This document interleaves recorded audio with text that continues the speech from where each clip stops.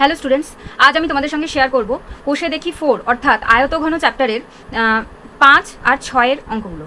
ঠিক আছে, তো আমি আমার আগের ভিডিওতে এর আগের অঙ্কগুলো আমি তোমাদের সঙ্গে শেয়ার করেছিলাম, তার আগে সূত্রাবলী শেয়ার করেছিলাম। আশা করব তোমরা দেখেছো এবং শিখেছো। তো আজ আমি শুরু করছি কোয়েশ্চেন নাম্বার 5। দেখো 5-এর অঙ্কতে কি বলেছে, আমাদের বকুলতলা গ্রামে 2 মিটার চওড়া এবং 8 ডেসিমিটার গভীর একটি খাল কাটা হয়েছে।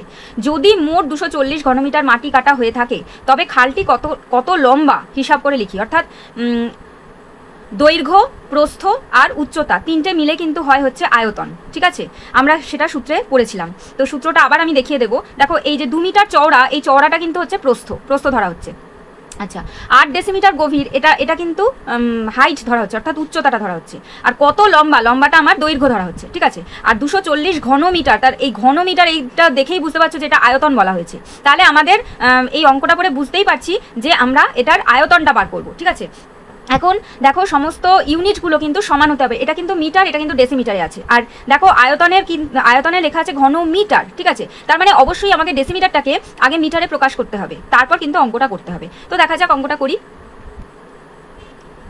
দেখো অঙ্ক করার আগে আমি তোমাদের সূত্রাবলীর যে চ্যাপ্টারটা মানে ভিডিওটা আমি তোমাদের সঙ্গে শেয়ার করেছিলাম সেটা আরেকবার দেখে নেবে, অথবা খাতায় নিশ্চয়ই লিখে নিয়েছো, সেটা একবার দেখে নেবে। দেখো নাম্বার 6-এর যে ফর্মুলাটা ছিল আয়তঘন বা সমঘনী চৌপালের আয়তন কি ছিল, দৈর্ঘ্য ইন্টু প্রস্থ ইন্টু উচ্চতা ঘন একক।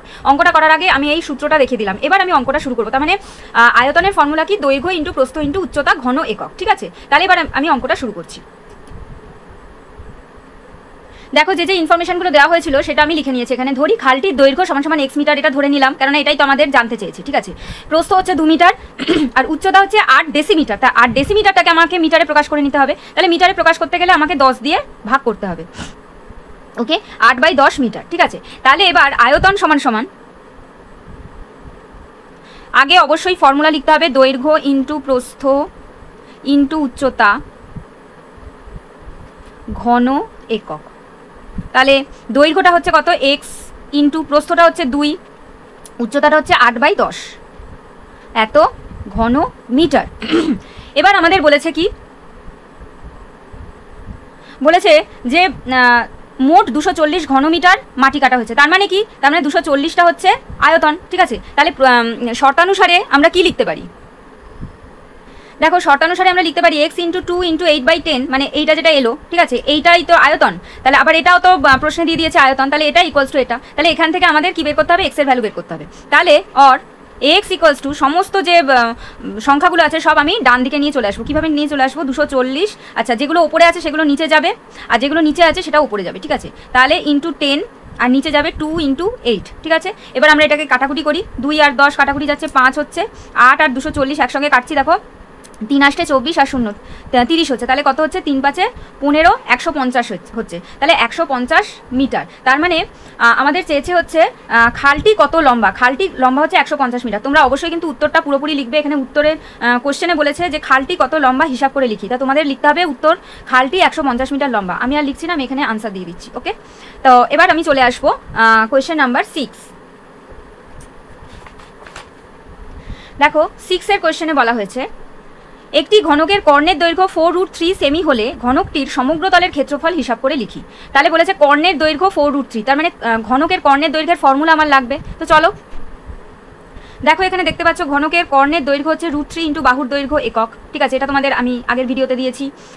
√3 ইন্টু বাহুর দৈর্ঘ্য একক, এটা হচ্ছে কর্ণের দৈর্ঘ্য। তাহলে এই ফর্মুলাটা দিয়ে আমাকে এই অঙ্কটা করতে হবে। তো দেখো আমি লিখে নিয়েছি ঘনকের কর্ণের দৈর্ঘ্য হচ্ছে √3 ইন্টু বাহুর দৈর্ঘ্য একক। তা এবার আমাদের বলেছে যে কর্ণের দৈর্ঘ্য, অঙ্কের মধ্যে বলে দিয়েছে যে কর্ণের দৈর্ঘ্য হচ্ছে 4√3 সেমি। ঠিক আছে, 4√3 সেমি। তাহলে এখানে প্রশ্নানুসারে লিখতে পারি আমরা যে প্রশ্নানুসারে